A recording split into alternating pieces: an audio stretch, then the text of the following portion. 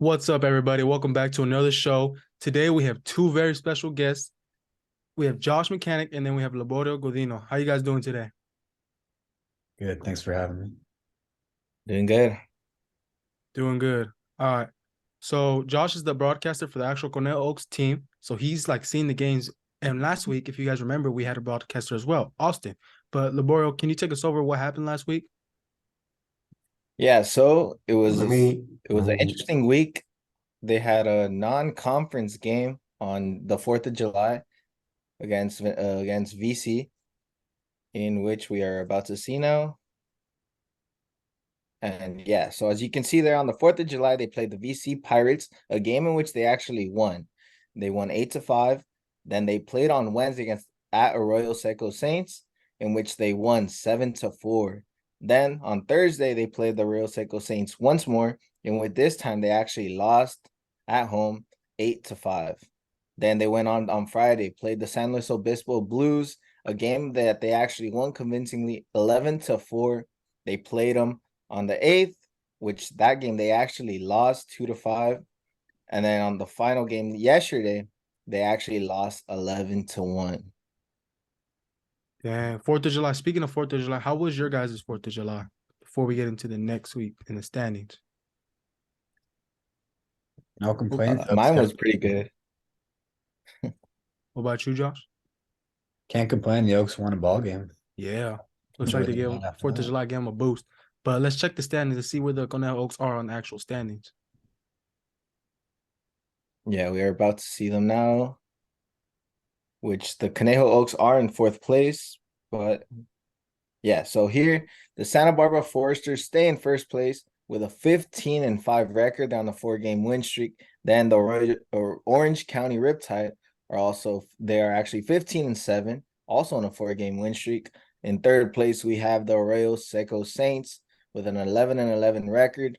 Then we have the San Luis Obispo Blues with the 8-10 record. Conejo Oaks with a 9-13 record in fifth and tied for 4th place. And we have the Academy Barons with a 4-16 record.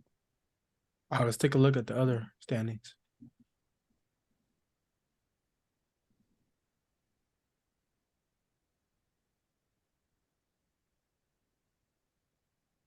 These are the North Division All right. standings, correct? So and yeah, so here within the North Division, we have the Harrodsburg Prune Packers stay in 1st place with a 21-3 record.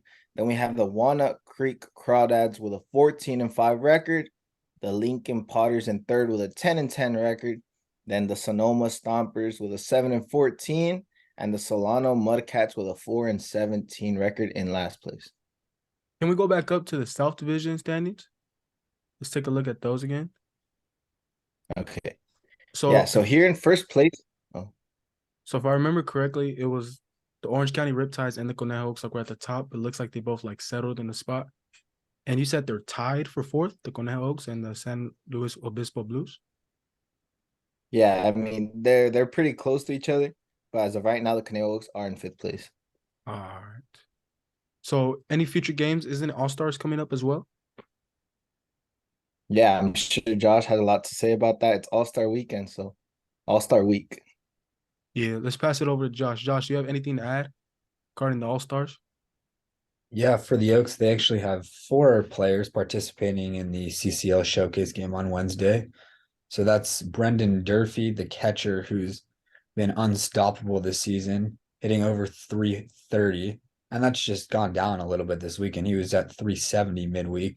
Mac Moyer, the center fielder, he makes basically every play out there in center field, hitting 270, does it all, gets on base all the time. And lately he's been hitting the cover off the baseball. Then we got Cole Fisher, him and Blake Riley. They're both on the roster. They've been the two best pitchers for the Oaks this summer. Both of them over 20 innings with sub-3 ERAs, and both of them top two on the team in strikeouts. And all four of those guys well-deserved honors for the CCL showcase game. Mm-hmm. So they need to be in 4th place in order to go like the actual All Star games, correct? Yeah, for the playoffs. So due to Santa Barbara Foresters, they don't play in the CCL playoffs, they go to Wichita to play in Kansas. So because of that, don't count in the standings. And so 3 teams from the CCL make the playoffs, from the South make the playoffs. And so that's going to be teams 2 through 4 in the standings.